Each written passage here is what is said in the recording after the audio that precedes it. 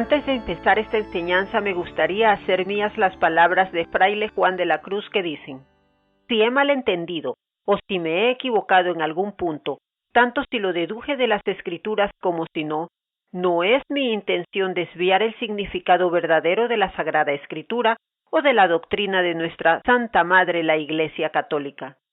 Si hubiera algún error, me someto completamente a la Iglesia, incluso a cualquiera que sea más competente que yo en este tema. En el nombre del Padre, del Hijo y del Espíritu Santo. Amén. Dios te salve María, llena eres de gracia, el Señor es contigo. Bendita tú eres entre todas las mujeres, y bendito es el fruto de tu vientre, Jesús. Santa María, Madre de Dios, ruega por nosotros pecadores, ahora y en la hora de nuestra muerte. Amén. Santa María Purísima, ruega por nosotros. En el nombre del Padre, del Hijo y del Espíritu Santo. Amén. Hola, buenos días, buenas tardes, buenas noches. Depende del lugar en el que te encuentres y en el momento en que llegues a ver esta transmisión. Te saluda tu amiga Priscila de la Cruz en una nueva reflexión, esta vez en que estamos celebrando la memoria de San Antonio Abad. La Iglesia Católica se regocija en recordar a uno de los primeros ascetas. Fue un eremita y monje cristiano que vivió entre los años tercero y cuarto. Él nació alrededor del 251 en una aldea en el Alto Egipto. Y a los 18 años de edad, después de escuchar las palabras de Jesús en la iglesia sobre venderlo todo y dárselo a los pobres, él lo hizo. Él obtuvo esa valentía de hacerlo y entregar su vida por completo al Señor. San Antonio distribuyó todas sus posesiones entre los necesitados y se retiró a vivir una vida de oración, una vida de ascetismo, una vida como la que vivía San Juan el Bautista en el desierto. De modo que él se convirtió en uno de los primeros ascetas cristianos conocidos. A él se lo conoce como un eremita, un ermitaño, en completa soledad y austeridad, enfrentándose a diversas tentaciones. Mas, sin embargo, él encontró consuelo y fortaleza en la oración y la meditación. Su vida de ascetismo atrajo la atención de otros buscadores espirituales y gradualmente se formó a su alrededor una comunidad monástica que él, sin quererlo, la logró. Él no fundó formalmente un monasterio. San Antonio es considerado el padre del monacato cristiano debido a la influencia de su formación en comunidades monásticas en el desierto. Sin embargo, él también se destacó por su caridad.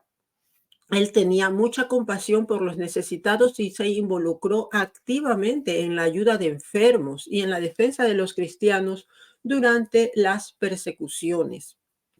Esto es que a pesar de su vida ascética, él se preocupó profundamente por el bienestar de los demás. Es decir, no era una meditación para encerrarse en sí mismo, sino para darse a los demás, que esa es la idea de la meditación cristiana. San Antonio fallece el 17 de enero del año 356 a la avanzada edad de 105 años. Y su legado perdura en la memoria de la Iglesia. Y el día de hoy nosotros lo estamos recordando. Recordamos ese gran ejemplo de entrega y dedicación a la oración. Bien, vamos ahora a hacer las lecturas del día de hoy. Hoy ¿qué día estamos? Miércoles 17 de enero. La primera lectura, pero vamos a poner el título de la meditación de hoy, que la he titulado Fe, Valentía y Compasión en la Jornada Espiritual. cómo nosotros utilizamos estas tres, estas tres gracias. La gracia de la fe. Y la fe nos impulsa a ser valientes, nos da esa fuerza. Y no es una fuerza simplemente bruta, es una fuerza por la causa del Señor. Y la causa del Señor siempre es que seamos compasivos. Así que vamos a meditar en estas tres gracias: la fe, la valentía y la compasión. Y para ello vamos con la primera lectura del primer libro de Samuel, que nos dice: en aquellos días dijo David a Saúl: Señor, no se atemorice tu corazón por este filisteo, tu siervo irá y peleará con él. Pero Saúl le replicó: tú no puedes ir a pelear contra Goliat, porque no eres más que un muchacho, y él es un hombre adiestrado para la guerra desde su juventud. David le contestó: el Señor, que me ha librado de las garras del león y del oso, me librará también de las manos de este filisteo. Saúl le dijo: ve y que el Señor te ayude. Tomó David el cayado que siempre llevaba consigo, escogió en el arroyo 5 piedras bien lisas y las puso en su morral, y con la honda en la mano avanzó hacia el filisteo. Goliat, precedido por su escudero, se fue acercando a David. El filisteo se le quedó mirando y cuando vio que era un joven rubio y de buena presencia, lo despreció y le dijo: ¿soy acaso un perro para que me salgas al encuentro con palos y piedras? David le contestó: no, eres peor que un perro. Entonces Goliat lo maldijo en nombre de sus dioses y añadió: acércate, que yo les echaré tus carnes a las aves del cielo y a las bestias del campo. David le replicó: tú vienes hacia mí con espada, lanza y jabalina, pero yo voy contra ti en el nombre del Señor de los ejércitos, el Dios de los escuadrones de Israel, a quien tú has insultado. Hoy mismo te va a entregar el Señor en mis manos. Te voy a vencer y te voy a cortar la cabeza, y voy a echarles tu cadáver y los cadáveres de los filisteos a las aves del cielo y a las fieras del campo. Así sabrá toda la tierra que hay Dios en Israel, y toda esa multitud sabrá que el Señor no necesita ni lanzas ni espadas para vencer, porque Él es el Señor de la guerra, y los entregará a ustedes en nuestras manos. Cuando el filisteo comenzó a avanzar contra David, este corrió a su encuentro, metió la mano en el morral, sacó una piedra y la tiró con la honda e hirió al filisteo en la frente. La piedra se le clavó en la frente y el filisteo cayó de boca por tierra. Venció David al filisteo con una honda y una piedra. Lo hirió y lo mató sin tener espada en la mano. Corrió David a donde estaba caído el filisteo, tomó su espada, la sacó de la vaina, lo mató y le cortó la cabeza. Los filisteos, viendo que había muerto su jefe, huyeron. Palabra de Dios, te alabamos, Señor. Vamos a ver cómo este pasaje que resalta esta historia tan conocida de David y Goliat, como tiene una lección de fe, una lección de valentía y confianza en Dios. David, siendo tan solo un joven pastor, se enfrenta a un gigante experimentado en la guerra, desafiando todas las expectativas y la lógica humana. La reflexión que podemos extraer de este relato se centra en la idea de que cuando confiamos en Dios y tenemos una verdadera fe en Él, nos enfrentamos a todos esos desafíos que nos presenta la vida.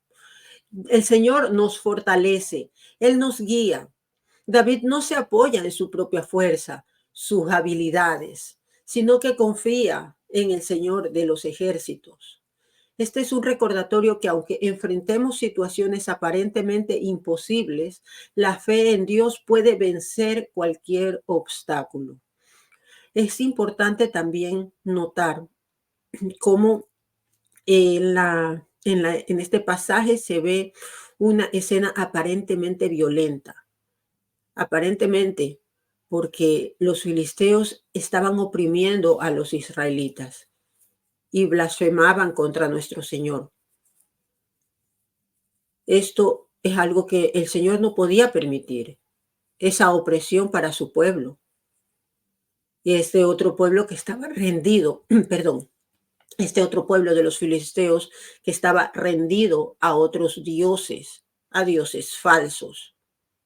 De modo que es algo que en la actualidad también se da, como ciertos grupos oprimen a las personas de bien y ellos se presentan ante nosotros que estamos aparentemente indefensos y nos oprimen. No hay seguridad. En mi país, Ecuador, por ejemplo, está oprimido por grupos armados muy violentos. ¿Qué podemos hacer allí? Tenemos que enfrentarlos. Y teniendo la confianza en Dios, que es un Señor de justicia, no es un Dios pacifista. Nosotros aquí lo hemos escuchado. Como dice la Escritura, es el Señor de los ejércitos. De modo que los ejércitos tienen una bendición de Dios.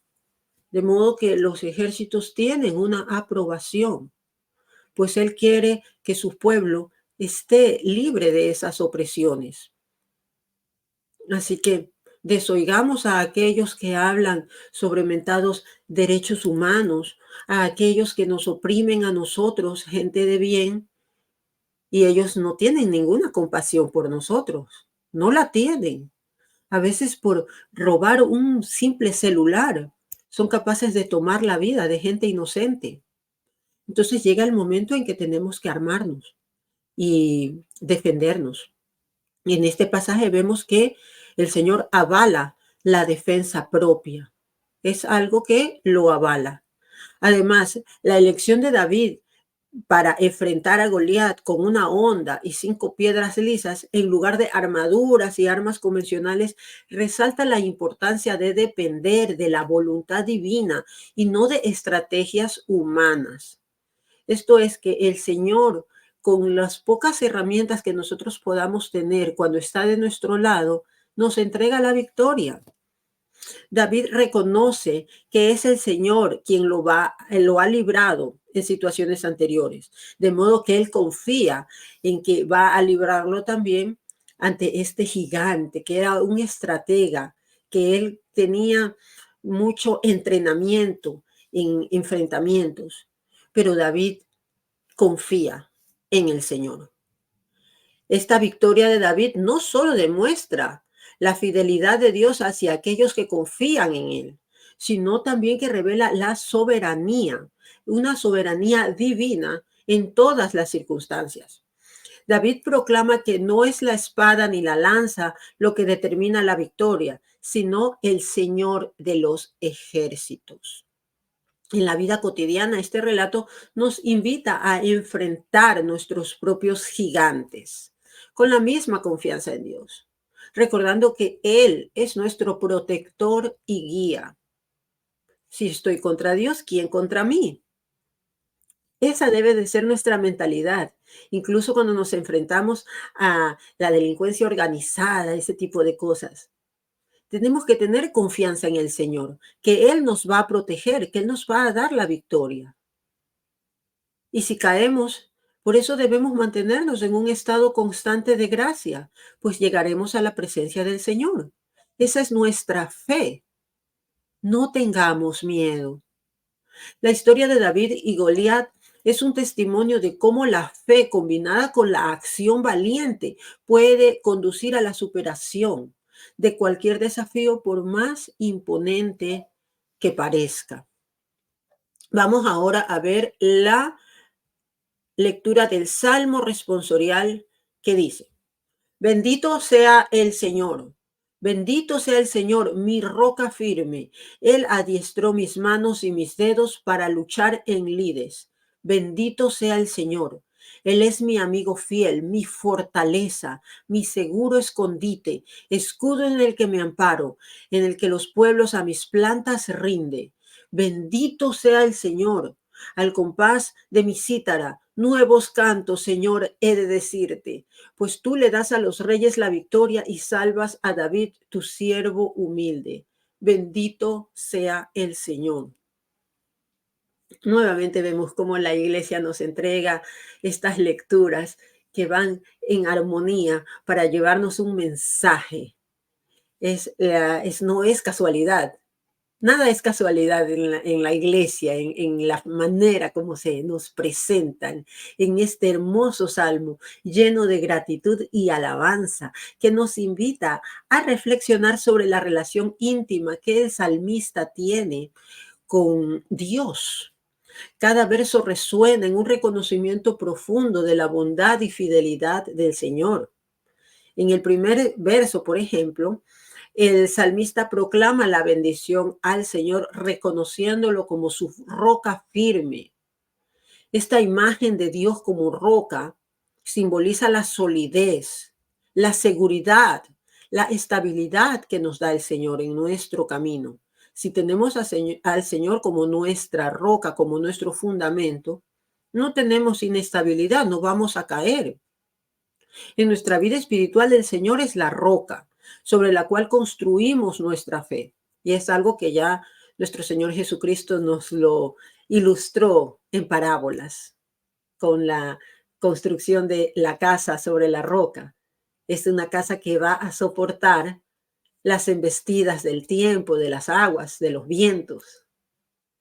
En cambio, para quien construye su fe en dioses falsos, en sus propias opiniones, es como construir una casa sobre la arena. Y la casa es la figura de nuestra vida, de nuestra fe. Una fe que está construida no sobre la roca, sino sobre la arena. Es una fe que tambalea ante cualquier viento, ante cualquier circunstancia difícil. En la tormenta ya tambalea la fe. Pero nosotros tenemos al Señor como nuestra roca y que eso se nos quede muy grabado. Si nuestro Señor es nuestra roca, pues nosotros tenemos una base inquebrantable. Nos va a sostener en medio de todas las luchas, desafíos de la vida. La vida no es fácil. Así que construyamos nuestra fe en la roca. El salmista también nos expresa su agradecimiento al Señor por haber adiestrado sus manos, por haberle adiestrado para la lucha. Es decir, que al tener estos embates, en este momento es una batalla espiritual que estamos enfrentando. No es literal como la vemos en David y Goliat, pero sí es espiritual. Nosotros tenemos que equiparnos con nuestro Señor, quien nos capacita para enfrentar estas batallas de la vida. Nos enfrenta con embates, tentaciones, momentos muy difíciles que estamos viviendo, muy oscuros. El mundo se está trastocando en un lugar muy oscuro y el Señor nos dota, no nos abandona. Él nos adiestra para que podamos superar y obtener la victoria en esta batalla, brindándonos las habilidades y la fortaleza necesaria para poderlo conseguir. Nosotros vemos también que la relación entre el salmista y Dios se describe como la relación entre un amigo fiel que nos da fortaleza segura. En este recordatorio, en nuestra jornada espiritual, sabemos que no estamos solos. No estamos solos, no tengamos miedo. Dios es nuestro confidente. Él es nuestra fuerza. Él es nuestro refugio. Porque cuando estamos viviendo circunstancias actuales, necesitamos un refugio para estar seguros. Pues que ese refugio sea Dios. Cuidado con refugiarnos en cosas, escapismos, refugiarnos en tal vez para olvidar el estado actual del mundo, nos sumergimos tal vez en redes sociales a ver cosas que no edifican, tal vez en lujuria, en alcohol o drogas, cosas que nos quitan la sobriedad. Eso no es un buen refugio. Y yo entiendo que las personas lo hacen para refugiarse, es un escapismo. Pero nosotros en el refugio con el Señor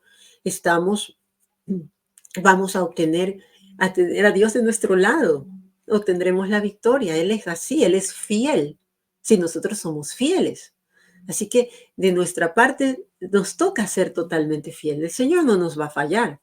Es nuestro trabajo ser fiel a Él. El salmista también habla de la cítara, de los cantos que entonamos en honor al Señor. Esto significa que a pesar de todos estos momentos difíciles, no perdamos la alegría, pues tenemos al Señor de nuestro lado nuevamente. Aquí se conecta esa relación que hay entre la gratitud y los cánticos que nosotros hacemos. Estamos felices de tener al Señor de nuestro lado, pues cantemos con alegría alabanzas al Señor. La alabanza no es solo un acto verbal, es como orar 2 veces. Es una melodía que surge del corazón agradecido. Así que cantemos al Señor sus alabanzas. Y finalmente, este salmo nos resalta la victoria que el Señor otorga a todos aquellos reyes, a todos aquellos que a pesar de ser reyes, entienden que son siervos del Señor, como David, ¿verdad? El siervo humilde, como lo menciona el Salmo. Esto nos recuerda que la victoria no solamente proviene de nuestras fuerzas. Una vez obtenida esa victoria, tenemos que darle gloria al Señor, que es quien ha permitido que obtengamos esa victoria. Seamos humildes, cuando encontramos el favor de Dios, reconozcamos que es gracias a Él. Él es quien nos levanta y quien nos guía hacia la victoria. En resumen, este salmo nos invita a reflexionar sobre la importancia de construir nuestra vida espiritual sobre la roca firme que es Dios, agradeciéndole como Él nos ha capacitado, como Él nos ha ayudado, cómo nos ha dado refugio, y expresemos así nuestra alabanza a través de la música de nuestro corazón, que cada latido sea como un cántico hacia Él, y reconociendo que en nuestra humildad, no envanecernos, sino reconocer siempre humildes a que es gracias al Señor que obtenemos esas victorias. Bendito sea el Señor. Vamos ahora al Evangelio que nos dice, aleluya, aleluya. Jesús predicaba el Evangelio del reino y curaba las enfermedades y dolencias del pueblo. Aleluya. El Evangelio según San Marcos nos dice, en aquel tiempo Jesús entró en la sinagoga donde había un hombre que tenía tullida una mano. Los fariseos estaban espiando a Jesús para ver si curaba en sábado y poderlo acusar. Jesús le dijo al tullido, levántate y ponte aquí en medio. Después les preguntó, ¿qué es lo que está permitido en sábado? ¿El bien o el mal? ¿Se puede salvar la vida de un hombre en sábado o hay que dejarlo morir?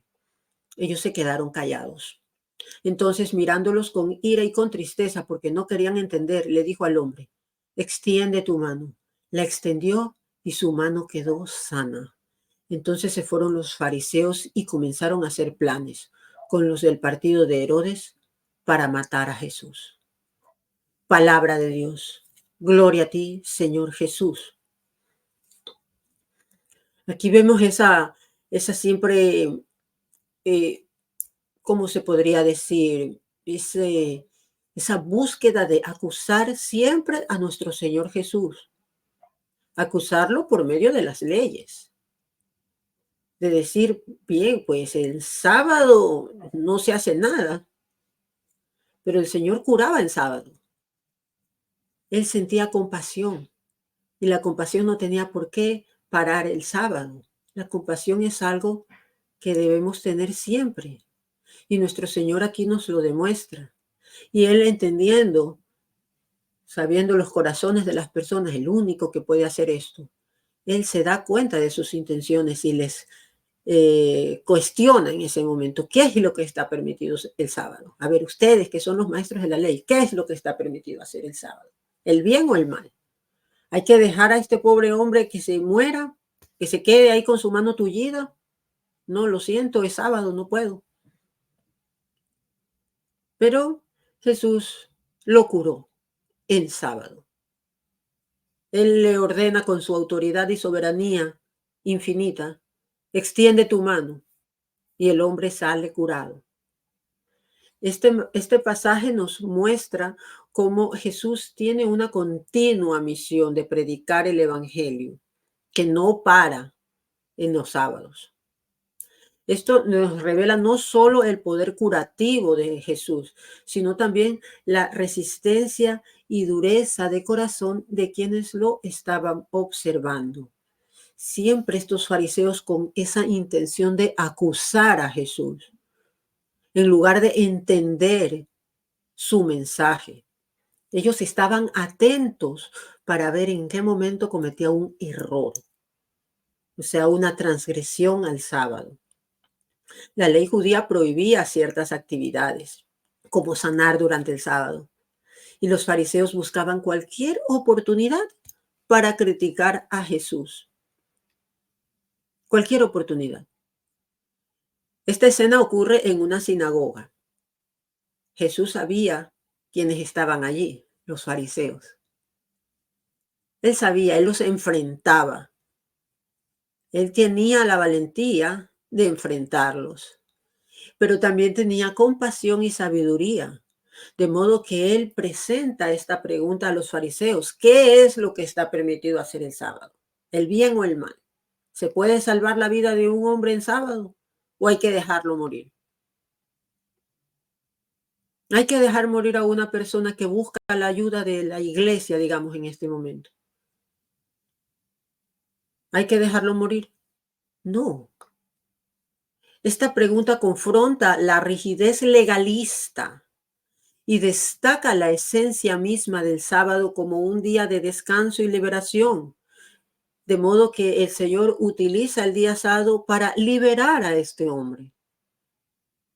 Él entiende el sentido del descanso, pues este hombre obtuvo descanso de aquel padecimiento que tenía al sufrir con su mano tullida. Los fariseos quedaron en silencio en ese momento. Jesús sintió ira y sintió tristeza. Es la misma ira y tristeza que a veces sentimos los católicos cuando vemos cómo se malinterpretan cosas, cómo hay ataques, acusaciones de un lado y del otro. No digo un solo lado, de un lado y del otro. Y da mucha ira, sí, porque ¿cuál es el ejemplo que nos dio nuestro Señor? Recordemos, yo pienso, todos los católicos reconocemos a nuestro Señor como nuestro Rey, como nuestro Salvador, como nuestro sumo sacerdote, nuestra roca. ¿Cómo podemos perder esa fe? Nuestro Señor compasivo, nuestro Señor firme, nuestro Señor sanador, nuestro Señor, se puede decir, siempre abierto a su misión constantemente de predicar y sanar, perdonar pecados y darle esa liberación a las personas que están paralizadas en el pecado. Así es, nuestro Señor libra de la enfermedad y del sufrimiento. Y la enfermedad no solamente es física, hay enfermedad del alma. Hay enfermedad del alma. Y cuando hemos pecado en el pasado y hemos sido perdonados, empezamos a corregir nuestros caminos, aquellas secuelas de pecado todavía nos quedan y nosotros tenemos que sanarlas por medio de nuestro Señor Jesucristo, quien es el que sana todas esas heridas que aún nos quedan. Pues en el pecado nosotros nos hemos dañado a nosotros mismos y hemos dañado a otros. De modo que nos queda a nosotros reparar ese daño ocasionado y purificarnos por medio de la oración y de la Eucaristía. Es la manera como nuestro Señor nos ayuda a mantenernos, a caminar en esta, ¿cómo le podríamos decir? Peregrinaje del alma, ¿no? Pues sabemos que estamos aquí de paso y es la Eucaristía nuestro alimento, que nos sostiene espiritualmente. Yo lo veo así, pues particularmente tantos años de haber estado alejado de la iglesia me tenían desnutrida el alma y yo no me daba cuenta y por eso sentía ese vacío. Y ahora acudo a la Eucaristía para nutrirla, para fortalecerla y para sanarla de mis anteriores pecados que obviamente dejaron secuelas.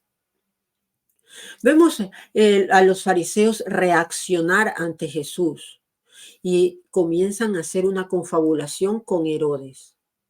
Esto es confabularse con los poderosos. Esto nos demuestra una ceguera espiritual, el no querer ver la real misión de Jesucristo cuando vino aquí a la tierra. Es resistirse a su mensaje.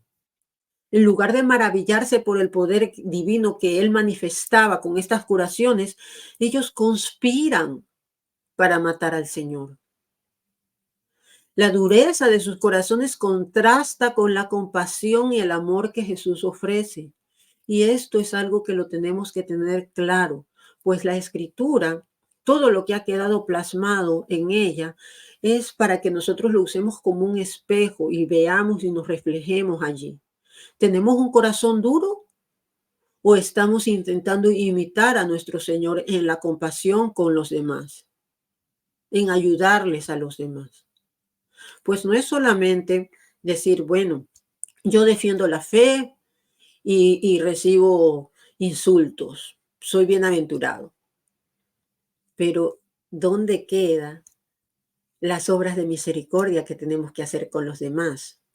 Están en Mateo 25, si no me equivoco, ¿no? Si no me falla la memoria, en donde nos dice, tuve hambre y no me diste de comer, tuve sed y no me diste de beber. Cuando nosotros nos encontramos con personas así, nos está Jesús poniendo una oportunidad para ejercitar nuestra compasión. Y que no quedemos solamente en decir, no, yo soy bienaventurado porque yo defiendo la fe. Pero tenemos que hacer esos actos de misericordia con los demás, con aquellos que llegan hacia nosotros, que nos tienen escondidos dentro de sí a Cristo. Aprovechemos esas oportunidades para brindar esa compasión. ¿Estamos abiertos a esa compasión y amor de Cristo o creemos en la rigidez legalista que no entiende la verdadera esencia del mensaje de Cristo? Hagamos esa reflexión, hermanos, que este relato nos inspire a buscar la sanación interior y a acoger la compasión divina, a vivir el descanso y la liberación que Jesús nos ofrece. Que nuestro corazón esté siempre dispuesto a recibir la gracia y a compartir el amor redentor de Cristo con los demás, por medio de la compasión. Compasión, empatía, ponerse en el lugar de los otros, entenderlos. Si nosotros nos estamos polarizando y nos estamos poniendo en bandos separados, como católicos, que es muy triste, y les invito a mirar al otro lado con compasión, no desde un plano de superioridad moral. Cualquiera sea la postura que uno haya tomado, no miremos al otro con una superioridad moral fariseica. Recordemos, todos somos pecadores.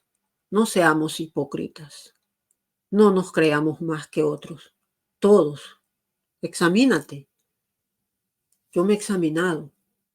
Es algo que debemos hacer todos los días. Al empezar el día y al terminar el día. Yo confieso que he pecado. Por omisión, por palabra, por pensamiento. Yo lo confieso. Yo he pecado. Y he pecado mucho. Por eso les pido, hermanos, mucha oración. Imploro oraciones. Que yo siempre, todas las noches en mi rosario, oro por todos ustedes. por quienes vienen y me malinterpretan en mis comentarios, que me dejan comentarios malinterpretando lo que he dicho. No los veo con una superioridad moral, créanlo, no los veo. Es más, los comprendo, porque yo tuve mucha malcomprensión de las escrituras, del catolicismo en general, y juzgaba con un corazón muy duro. Yo le decía, ay, no, que muy católico, pero ahora yo los entiendo y ya no los juzgo así. ¿Y qué es lo que me toca a mí? No juzgarlos, sino orar. Orar por ustedes, por aquellos que me han malinterpretado, orar. Orar humildemente, humildemente como pecadora también, para que el Señor ablande los corazones de los demás, intenten esa posición de empatía que deberíamos tener con los demás y quitarnos el legalismo, quitarnos la rigidez espiritual, quitarnos eso, quitarnos esa sospecha que hay siempre, así como los fariseos sospechaban de nuestro Señor. Así algunos sospechan de todas y cada una de las acciones que hacen nuestros jerarcas en la iglesia. ¿Cómo es posible eso, que estemos en sospecha constante, hermanos? Les exhorto a tener un corazón más caritativo. Hagamos oración profunda por todos y cada uno de nosotros. Una oración por uno mismo, pedirle al Señor entendimiento, sabiduría, humildad. Humildad sobre todas las cosas, pues la humildad nos da todo lo demás. La humildad nos da valentía y nos da obediencia. Valentía para enfrentar esos gigantes que se nos presentan, grandes corporaciones que están impulsando agendas destructivas. Son gigantes, pero el Señor está de nuestro lado cuando estamos fieles a Él. Así, si eres fiel al Señor, con valentía te vas a enfrentar a todo, pero también con compasión por aquellos que están paralizados por el pecado, acogerlos como Cristo lo hizo. Y por medio de la oración nosotros les podemos dar descanso. Así que yo lo que más les conmito, hermanos míos, lo que más les conmito es a la oración por la conversión de los pecadores. Si no hubiera sido por oración, yo seguiría tal vez en cualquier cosa. No sé, cualquier cosa. Yo saltaba de secta en secta, de filosofía en filosofía. Fue gracias a las oraciones de mi mamá, de mi hermana, que hoy estoy aquí, alabando al Señor con cítaras, con mucha alegría. Pues el Señor tiene mucha compasión por nosotros, incluso por los pecadores. ¿Ustedes creen que el ladrón en la cruz había robado gallinas nada más? ¿Creen que era eso nada más? Si estaba en la cruz, era porque seguramente era muy malvado. Y en ese momento que él reconoce al Señor, que estaba en ese momento allí padeciendo con él, lo reconoce y le dice al otro ladrón, oye, mira que este es el Mesías. Lo reconoce. El Señor le entrega, le abre las puertas del paraíso. Hoy estarás conmigo en el paraíso. ¿Quién sabe qué habrá hecho ese hombre? ¿Qué maldades habrá hecho para merecer muerte de cruz? Y el Señor lo perdonó. Así que, ¿quiénes somos nosotros para negarles el perdón a otros pecadores? ¿O estamos que tenemos un pecadómetro en el cual digo, no, este pecado sí es demasiado y mi pecado era menos? No, eso le corresponde a nuestro Señor. Y recuerda que con la misma vara que juzgues, serás juzgado. Así que seamos suaves para juzgar a los demás, tengamos buena fe en ellos. Siempre pensemos lo mejor de los demás, que es la forma más cristiana de hacerlo. No pensar de inmediato en la sospecha. Enseguida pensar, ay, quieres destruir la iglesia, este es un pecador, tienes el alma negra, tantas cosas. Seamos compasivos, hermanos. En esta jornada estamos hasta nuestro último suspiro. Tenemos la oportunidad de arrepentirnos de verdad, de corazón, llegar a una real contrición del alma y reconocerse, sí, yo soy pecador y tú, mi Señor, tú eres mi Salvador. Y es allí en donde se abren las puertas del cielo para nosotros. Aunque tengamos que primero pasar por alguna purificación, es la voluntad de Dios. Y a eso es lo que nos debemos rendir. Bien, mis queridos hermanos, con esto me despido. Les dejo como siempre la invitación abierta para que visiten la página www.defiendetufe.com para conseguir mi libro Cómo me convertí en soldado de Cristo, soldado por la verdad, con apologética contra la nueva era, contra todas esas falsas creencias que simplemente nos alejan de nuestro Señor. Y para conocer a fondo nuestra doctrina católica, allí en esa misma página, defiendetufe.com, pueden encontrar la Escuela de Apologética de ASAM con apologetas católicos formados para nosotros también formarnos bien en nuestra fe y poder tener una certeza de que estamos en la iglesia verdadera que Cristo fundó. Les dejo con los detalles y me despido hasta una próxima oportunidad. Para mantenerte firme en nuestra hermosa fe católica es esencial comprenderla profundamente. Por ello, te invito a explorar www.defiendetufe.com, Escuela de Apologética de ASAM, donde podrás adquirir un conocimiento sólido de la doctrina católica a través de expertos en la materia. Esta plataforma cuenta con la aprobación de obispos de la Iglesia y te brinda la oportunidad de estudiar desde la comodidad de tu hogar a tu propio ritmo. Y si estás en Latinoamérica, puedes aplicar para una beca. Visita www.defiendetufe.com.